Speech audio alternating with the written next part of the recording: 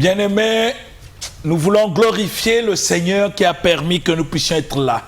Nous avons parlé de beaucoup de choses le mardi passé et Dieu, par sa grâce, a voulu que nous puissions être là encore ce mardi pour continuer l'enseignement important sur la chair et l'esprit. Bien-aimés, nous ne pouvons pas nous engager à servir le Seigneur parce que nous le voulons. Nous devons comprendre le pourquoi Dieu nous a appelés et pourquoi nous partons à l'église. Qu'est-ce que nous partons faire exactement si ce n'est de mettre en pratique ce que le Seigneur nous demande? Si ce n'est pas ça qui nous motive d'aller à l'église, bien aimés, nous pouvons rester chez nous à la maison. Parce que l'église n'est pas un lieu où chacun vient faire des aventures. Non.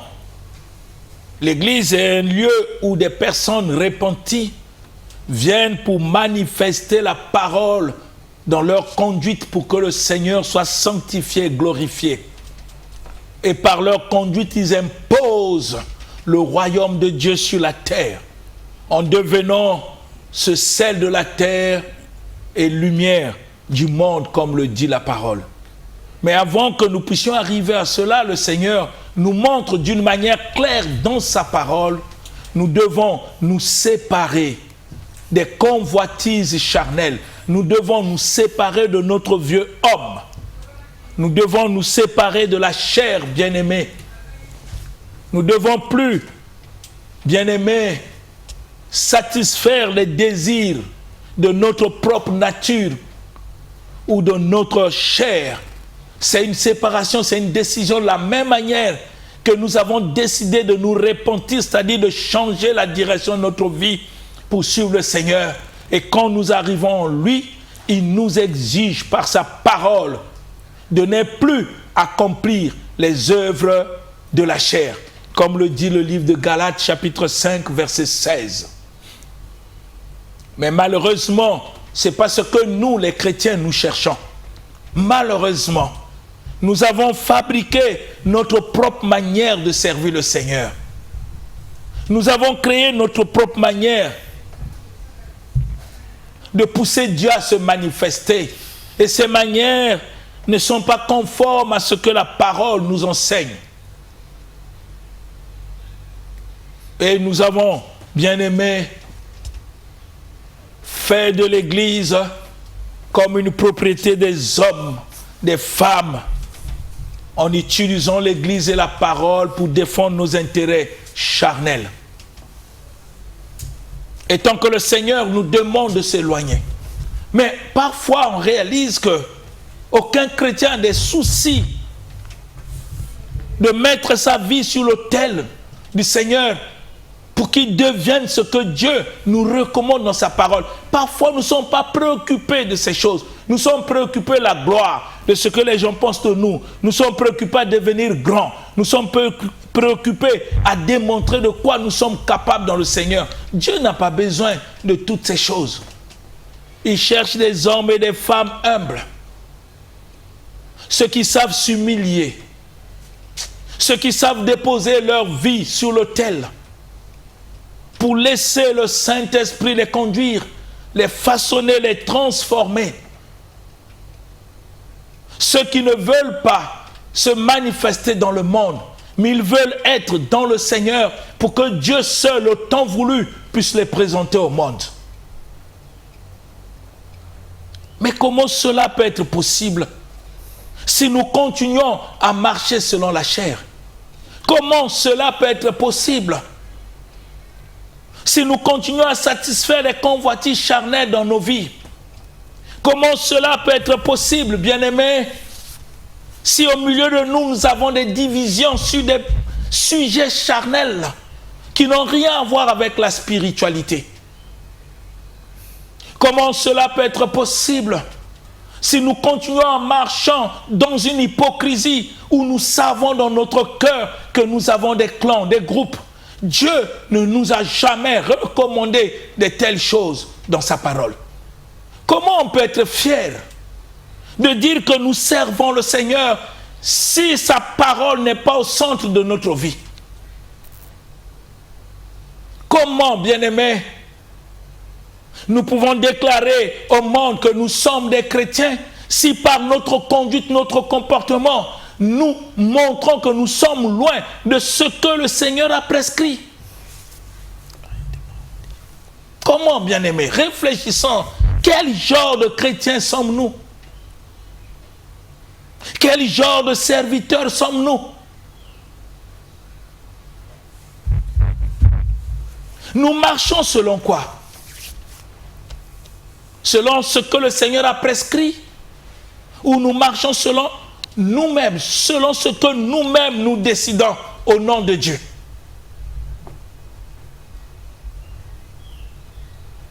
Dieu a donné la parole, bien-aimé, pour qu'on soit enseigné, afin d'avoir la connaissance.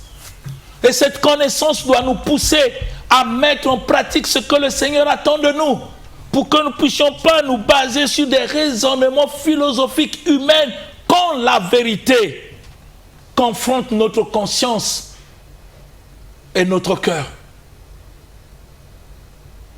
Pourquoi nous refusons d'être ce que Dieu veut que nous soyons? Pourquoi ce refus de notre cœur? Et vous savez que la parole de Dieu, quand ça sort, ça ne va pas pour nous montrer les biens matériels, mais ça va pour juger nos pensées, pour nous convaincre, afin que nous prenions des décisions justes, non d'être ce que nous voulons, mais ce qu'elle recommande.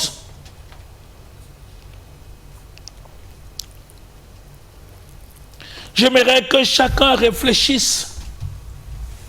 Et je comprends pourquoi le Seigneur Jésus posait cette question: quand le Fils de l'homme va revenir, est-ce qu'il va trouver la foi sur la terre? C'est aussi un sujet qu'on doit en parler, parce que les gens parlent la foi sans la foi. Comment je peux prétendre avoir la foi au Seigneur quand je continue toujours à vivre selon la chair? Comment je peux prétendre dire que je crois en Dieu quand ma vie manifeste les convoitises de la chair auxquelles Dieu nous demande de nous abstenir? Comment, bien-aimés? Comment nous pouvons expliquer ce paradoxe? Puisque le Seigneur nous enseigne dans sa parole qu'il y a incompatibilité de cohabitation entre la chair et l'esprit. Vous ne pouvez pas trouver des choses de la chair dans l'esprit. Et de même, vous ne pouvez pas trouver des choses de l'esprit dans la chair. Ils sont opposés. Pour que par cette opposition, que nous qui avons pris l'engagement de servir le Seigneur, que nous puissions décider dans quel camp nous appartenons.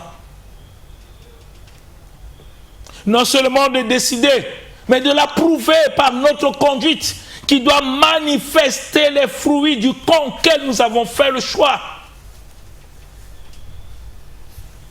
Bien-aimés, j'aimerais que chacun réfléchisse. Nous pouvons crier, nous pouvons parler, mais si nous ne sommes pas l'Église comme Dieu le veut, par les recommandations qu'il nous demande dans sa parole, nous resterons toujours les mêmes personnes, même si nous crions au nom du Seigneur. Le mardi passé, nous sommes arrêtés dans le livre de 1 Pierre chapitre 2, le verset 11 auquel Dieu nous exhortait. Bien-aimés, je vous exhorte comme étrangers et voyageurs sur la terre à vous abstenir des convoitises charnelles. À vous abstenir. Parce que Dieu le sait que nous pouvons. Dieu ne peut pas nous demander quelque chose que nous ne pouvons pas faire. Si Dieu le dit, c'est que nous sommes capables de le faire. Parce que c'est lui qui nous a créés, il sait de quoi nous sommes constitués. Ne pas le faire, ça montre à suffisance combien nous n'aimons pas le Seigneur, combien nous désobéissons à sa parole, combien Dieu n'est pas notre Seigneur. Bien-aimés, nous ne pouvons pas chercher loin. Il faut le chercher en nous-mêmes. Comment est notre vie? Qui nous sommes? Si le Seigneur nous recommande de s'abstenir des convoitises charnelles, quelle réponse nous donnons à Dieu? Il attend une réponse.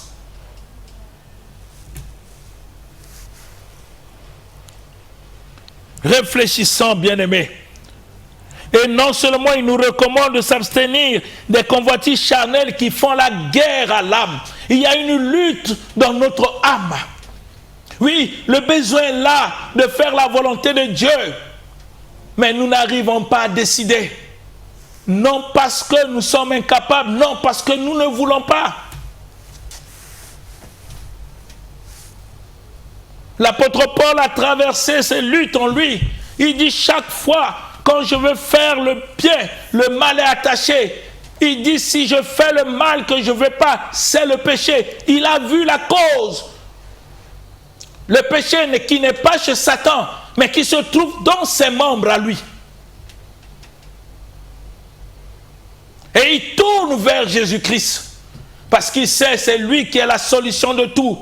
S'attacher à Jésus, en obéissant à sa parole, ça fait de nous des hommes plus que vainqueurs. Parce que la parole nous dit, avec Jésus, nous ferons des exploits.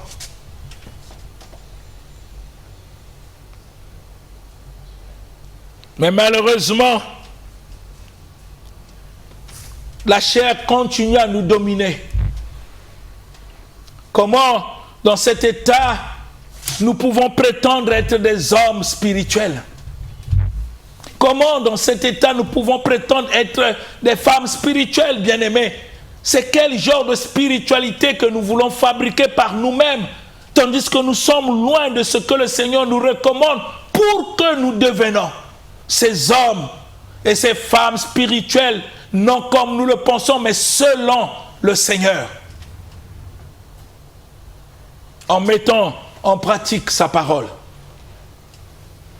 En vivant par sa parole et pour sa parole. En devenant nous-mêmes cette parole par notre conduite, par notre comportement. Pour que nous puissions être fiers pour dire que nous sommes l'Église de Dieu, auquel les portes de ce jour des morts ne prévaudront point contre elle. C'est à réfléchir, c'est à penser, bien-aimés. Et le Seigneur veut que nous puissions avoir au milieu des païens une bonne conduite. Mais c'est ça ce qui crée la différence. Aujourd'hui, vous avez des païens qui n'arrivent pas à croire au Seigneur à cause des comportements qu'ils voient dans les chefs de ceux qui se disent chrétiens. Parce que même les païens, c'est comme s'ils ont la révélation de la parole qu'un chrétien ne doit pas se comporter de cette manière. Mais il n'y a qu'un chrétien lui-même, celui qui prétend être chrétien, qui ignore cette manière. Et il devient comme un sujet de scandale. Même pour ceux qui ne connaissent pas Dieu, mais qui savent, puisque la pensée de l'éternité est gravée dans leur cœur, que quand on devient chrétien, notre comportement devient différent de ceux qui ne le servent pas. Et le païen le sait. C'est ainsi que parfois, en posant des actes, le païen se tourne. Qu'un chrétien qui adore, qui va s'asseoir dans une buvette en train de boire l'alcool, le païen ne s'intéresse pas à ceux qui ne croient pas en Dieu. Il vient vers lui et dit, même toi aussi. Pourquoi il le dit? Mais parce que pour lui, il trouve que ce n'est pas possible. Que le chrétien ait une autre forme de comportement. Pour le païen, c'est normal, mais pas pour le chrétien. Pourquoi? Mais parce que le Seigneur nous recommande dans sa parole de s'abstenir des convoitises charnelles. Tout ce que nous convoitons finit par produire le péché. Et le péché nous conduit à la mort spirituelle et puis à la mort physique. Nous voulons lire le livre de Romains chapitre 13, parce que nous sommes sur la chair et l'esprit. Nous allons d'abord voir ce que Dieu nous défend concernant la chair, pour que chacun se pose la question, est-ce que c'est ce que je fais? D'une manière individuelle, pas collective, bien-aimés. Nous ne pouvons pas avoir une joie éphémère quand nous nous rendons compte que dans notre cœur, nous souffrons le manque de mettre en pratique la parole du Seigneur.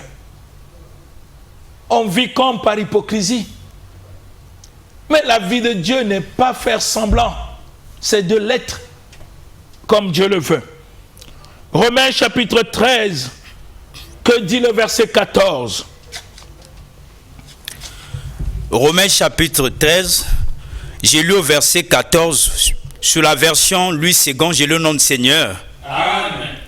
Mais revêtez-vous du Seigneur Jésus-Christ et n'ayez pas soin de la chair pour en satisfaire les convoitismes. Amen. Amen. Que dit le Seigneur, bien-aimé?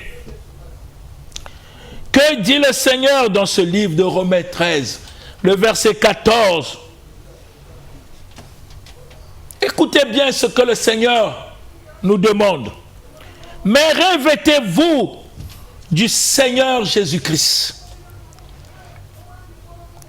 Et n'ayez pas soin de la chair pour en satisfaire les convoitises.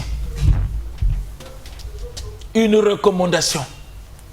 N'ayez pas point, c'est le commandement que Dieu nous donne. N'ayez pas point soin plutôt, bien-aimés, n'ayez pas soin de la chair pour en satisfaire les convoitises. C'est Paul, le Seigneur nous parle par l'apôtre Paul, tandis qu'il nous a parlé par l'apôtre Pierre. Abstenez-vous des convoitises charnelles. Mais par l'apôtre Paul dit, n'ayez pas soin de la chair. Ne prenez pas soin de la chair pour en satisfaire. La décision ne vient pas de Dieu, vient de toi, vient de moi, vient de nous qui réclamons être chrétiens. Ce que, bien-aimé, Dieu nous recommande de faire, il ne viendra pas le faire à notre place. Vous comprenez pourquoi Jésus disait, si je ne vous avais pas parlé, vous aurez d'excuses. Mais comme je vous ai parlé, vous n'aurez jamais d'excuses. Pourquoi? Si vous ne mettez pas en pratique ce que je vous recommande. Ne prenez pas soin de la chair pour en satisfaire les convoitises. Mais vous constatez que chaque jour dans notre vie, nous prenons soin de la chair. C'est cette chair, bien-aimée, qui nous amène à haïr. C'est cette chair qui nous amène à créer ces esprits de parti, des groupes, des clans, tout en amenant même le tribalisme au niveau de l'Église. C'est en prenant soin que nous tombons, bien-aimés, dans les convoitises. Ce que la chair nous commande de faire, en posant des actes qui ne glorifient pas le Seigneur auquel nous prétendons servir. C'est en prenant soin de notre chair, parce que nous voulons satisfaire notre chair, auquel nous sommes aujourd'hui dans l'orgueil. Parce que nous voulons que les gens sachent qui nous sommes. La chair, elle continuera à parler. Et à parler toujours. Pour nous éloigner davantage chaque jour, chaque seconde. Des objectifs auxquels Dieu nous a assignés à accomplir. Ça va toujours nous éloigner de Dieu. Et le Seigneur nous dit, n'ayez pas soin. C'est comme l'interdiction, il nous interdit. N'ayez pas soin de la chair pour en satisfaire ses convoitises. Mais parfois, nous ne réalisons pas. On a comme l'impression d'aller lier Satan, d'aller lier les démons. Mais ce que nous n'arrivons pas à lier en nous-mêmes, c'est notre chair et ses désirs et ses convoitises. Comment nous pouvons aller lier celui qui est à la hauteur de ces choses quand nous n'arrivons pas à éliminer ces choses en nous-mêmes? En obéissant au Seigneur, de s'abstenir des désirs charnels. Mais quels sont ces désirs auxquels Dieu veut que nous puissions nous abstenir?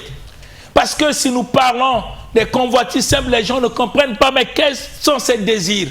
Mais c'est ce que Dieu nous montre dans le livre de Galates. Nous allons encore relire pour que vous compreniez. Nous devons nous abstenir de quoi exactement? Galates 5, 19 à 21. Qu'est-ce que le Seigneur dit? Nous devons nous abstenir de quoi exactement? Regardez le livre de Galates. Que dit le Seigneur? Galates chapitre 5, du verset 19 au verset 21, je le nom de Seigneur. Amen.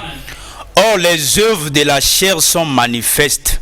Ce sont l'impudicité, l'impureté, la dissolution, l'idolâtrie, la magie, les inimitiés, les querelles, les jalousies, les animosités, les disputes, les divisions, les sectes, l'envie, l'ivrognerie, les excès de table et les choses semblables. Je vous dis d'avance, comme je l'ai déjà dit, que ceux qui commettent de telles choses n'hériteront point le royaume de Dieu. Amen. Amen. Ceux qui commettent de telles choses, mais ce sont des choses que Dieu nous demande de ne pas satisfaire. Quand la parole nous dit, ne prenez pas soin de votre chair pour en satisfaire quoi ces choses, abstenez-vous des convoitises. Quelles sont les choses que nous ne devons pas satisfaire? Mais c'est ce que le Seigneur a cité ici. Bien-aimés, c'est ce qui est cité ici. L'impudicité, on ne doit pas le satisfaire. Parce que la chair nous amène dans ces convoitises pour les commettre. Et le Seigneur dit, abstenez-vous de l'impureté, de la magie, dans d'autres versions même de la sorcellerie. On doit s'abstenir pour ne pas satisfaire ses besoins charnels. De la jalousie, de l'inimitié, des querelles, des divisions, des harmonicités, toutes ces choses charnelles, des disputes. Bien-aimés, nous pouvons poser la question, est-ce que c'est ce que nous faisons? Est-ce que chacun de nous fait des efforts pour que ce que le Seigneur nous dit puisse s'accomplir dans nos vies, dans l'obéissance à sa parole? N'oubliez pas ce que le Seigneur disait au temps du prophète Samuel. Mieux vaut l'obéissance que les sacrifices. Que servira-t-il à un homme de jeûner 21 jours s'il ne s'abstient pas des convoitises de la chair pour en satisfaire les besoins? Ça sert à quoi de faire ce sacrifice de jeûne de 21 jours tout en vivant dans la chair, tout en prenant soin de la chair pour en satisfaire ses convoitises? Ça sert à quoi, bien-aimés, ce jeûne? Dieu nous demande de s'abstenir. Et quand nous obéissons au Seigneur, même au niveau du travail, il y aura l'impact. On n'a pas besoin de dire aux gens que nous sommes chrétiens, mais ils le sauront dans notre manière d'être, parce qu'on s'abstient des choses qui n'honorent pas Dieu, qui ne glorifient pas le Seigneur. Dans la pureté de nos pensées. Comme le Seigneur Jésus disait, il faut commencer à nettoyer l'intérieur, parce que tout ce qui se manifeste extérieurement est le reflet de ce que nous sommes à l'intérieur. C'est ainsi que le Seigneur nous recommande dans sa parole. Il faut garder ton cœur plus que toute autre chose parce que de lui viennent les sources de vie. Mais nous n'arrivons pas à nous abstenir. Mais on continue à crier au fort que nous sommes des chrétiens bien-aimés. Quel genre de chrétiens? Quel genre de chrétiens sommes-nous? Quel modèle de chrétiens sommes-nous? Si nous continuons à satisfaire les convoitises charnelles. Réfléchissons à cela, bien-aimés. Dans le livre de Romains, chapitre 8 plutôt, nous allons aussi voir ce que le Seigneur nous recommande concernant toujours la chair. Parce que notre sujet, c'est la chair et l'esprit. Nous sommes en train d'abord de parler de la chair. Romains chapitre 8. Nous allons lire le verset 5 à 7. Et on va lire aussi le verset 12. Romains chapitre 8. J'ai lu du verset 5 au verset 7. Je le nomme Seigneur. Amen. Ceux en effet qui vivent selon la chair s'affectionnent aux choses de la chair, tandis que ceux qui vivent selon l'esprit s'affectionnent aux choses de l'esprit. Et l'affection de la chair, c'est la mort, tandis que l'affection de l'esprit, c'est la vie et la paix. Car l'affection de la chair est inimitié contre Dieu, parce qu'elle ne se soumet pas à la loi de Dieu, et qu'elle ne le peut même pas. Amen. Amen. Paul reprend encore pour attirer notre attention. Bien-aimés, c'est tellement important. Il tire notre attention et nous allons continuer le verset 12. Que dit le Seigneur sur le verset 12? Pour que nous réalisons et comprenons ce que Dieu nous recommande à nous qui sommes chrétiens. Romains chapitre 8, du verset 12, j'ai lu au nom du Seigneur. Amen. Ainsi donc, frères, nous ne sommes point redevables à la chair pour vivre selon la chair. Amen. Amen. Voyez, bien-aimés, Dieu attire notre attention sur le danger de continuer à marcher selon la chair. Comme je vous ai dit, au cours de cette émission, le Seigneur recommande à tout chrétien qui s'engage de ne plus accomplir les désirs de la chair.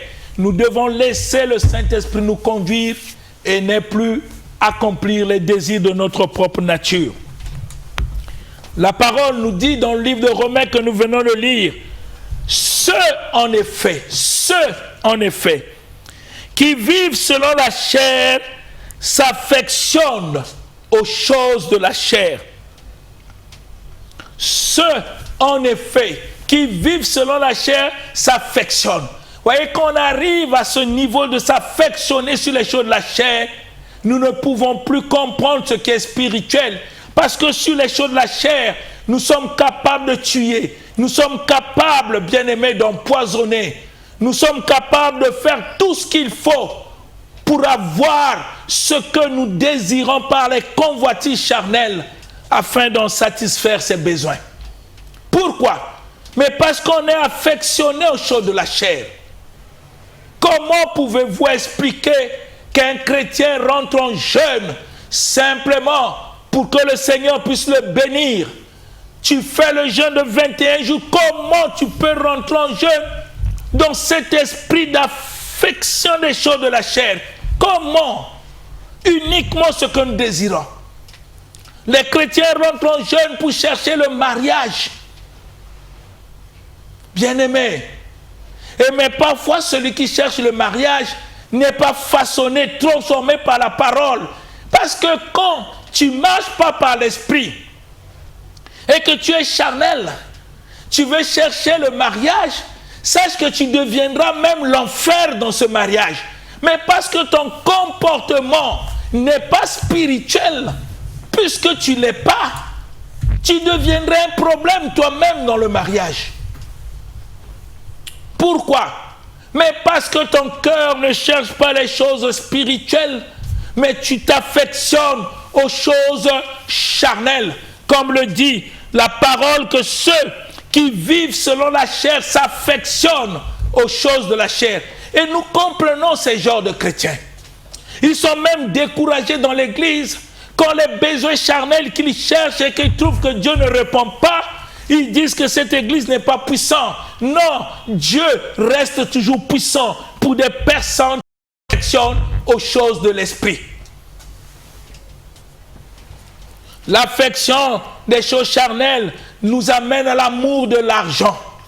On est capable même de falsifier des factures au boulot parce que nous voulons gagner. Les motivations qui nous poussent à travailler, c'est le gain. Oui, je sais que le travail, il faut qu'on nous paye, mais c'est d'abord l'amour du travail. On ne court pas derrière les choses.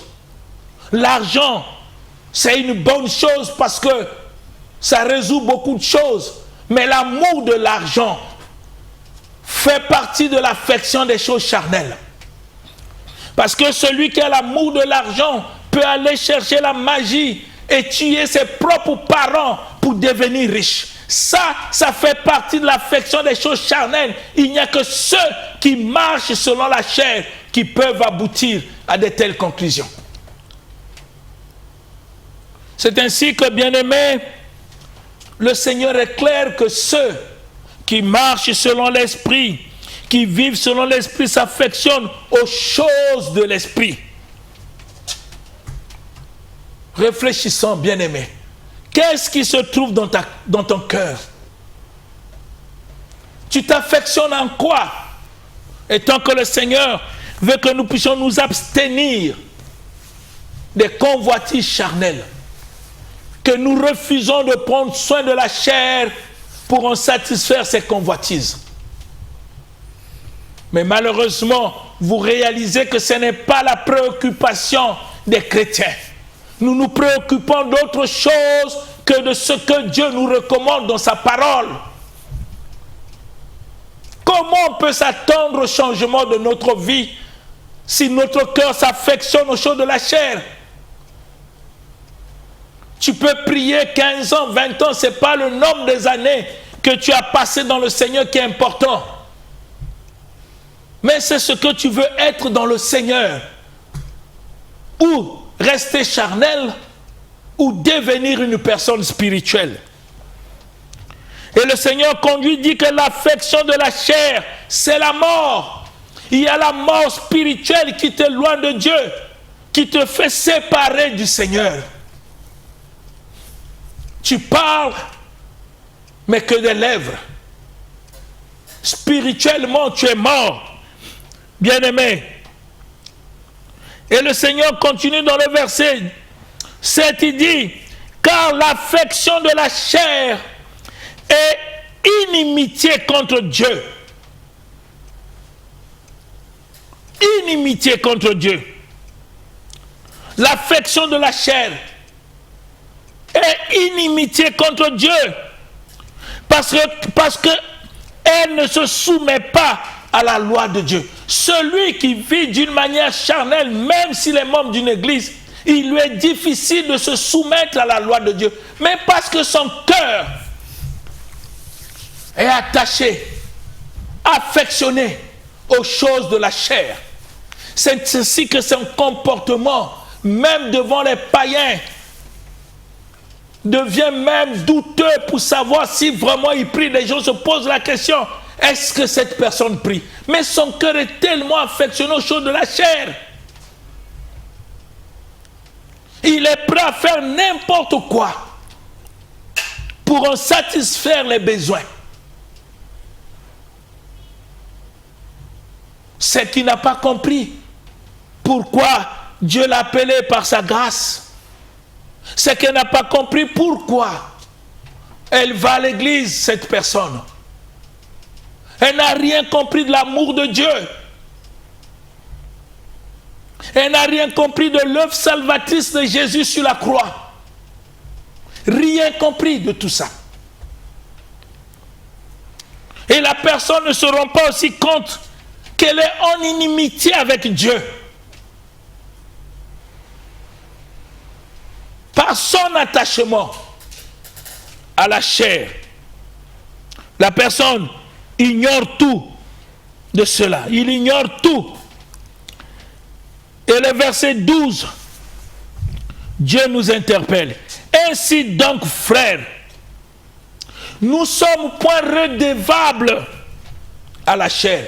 Mais parce que le Seigneur Jésus est venu nous affranchir par sa mort sur la croix, il a payé la dette sur la croix. Nous sommes plus redevables à la chair pour continuer à vivre selon la chair.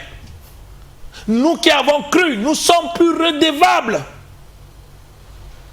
pour nous soumettre aux convoitises de la chair. Nous sommes plus redevables, bien-aimés.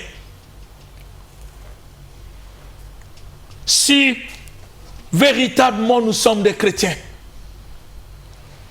dans le sens propre du mot, nous sommes plus redevables, bien-aimés. Nous ne pouvons plus faire des choses comme les autres. Continuer dans notre vie, en satisfaire les besoins de la chair, sans laisser le Seigneur être glorifié dans nos vies, pour montrer au Seigneur par notre manière de vivre, notre fidélité, notre loyauté, tandis que notre bouche glorifie son nom, mais notre cœur nous éloigne de lui, jour après jour, seconde après seconde, heure après heure, à cause de cette affection que nous avons de la chair. Parce que nous voulons satisfaire les besoins. Je veux que, bien-aimés, que nous réfléchissons. Nous ne pouvons pas nous engager à servir le Seigneur si notre cœur n'est pas prêt à accepter les exigences de Dieu. Si notre cœur n'est pas prêt à se séparer. Mais l'apôtre Paul l'a fait. L'apôtre Paul l'a fait, il le témoigne dans le livre de Philippiens. Il l'a fait. J'aimerais qu'on puisse faire cette dernière lecture dans le livre de Philippiens, chapitre 3. Et nous lisons simplement le verset 7. Le verset 8, vous allez voir quelqu'un qui a compris qu'on ne peut pas servir le Seigneur si nous continuons à satisfaire les convoitises de notre propre nature. Ce n'est pas possible. Écoutez la parole. Philippiens chapitre 3, de verset 7 au verset 8, j'ai lu au nom du Seigneur. Amen. Mais ces choses qui étaient pour moi comme des gains, je les ai regardées comme une perte à cause de Christ. Et même je regarde toutes choses comme une perte à cause de l'excellence de la connaissance de Jésus-Christ, mon Seigneur, pour lesquels j'ai renoncé à tout, et je les regarde comme de la boue, afin de gagner Christ. Amen. Vous comprenez la décision d'un homme qui a compris qu'on ne peut pas servir Dieu si nous ne nous séparons pas avec la chair. Et j'aimerais que tu puisses y réfléchir dans ce passage que nous venons de lire, que nous allons continuer le mardi prochain pour le développer, pour que tu comprennes. Être chrétien n'est pas un mot. Être chrétien, ce n'est pas du slogan. Être chrétien, ce n'est pas la parole. Être chrétien, c'est la vie qui doit être manifeste telle que Dieu nous recommande. C'est au nom de Jésus-Christ que je le demande que ça soit dans notre vie. Amen. Amen. L'émission Parole de vie avec le pasteur Lévi Nikwe, chaque mardi à partir de 17h10 sur DRTV International.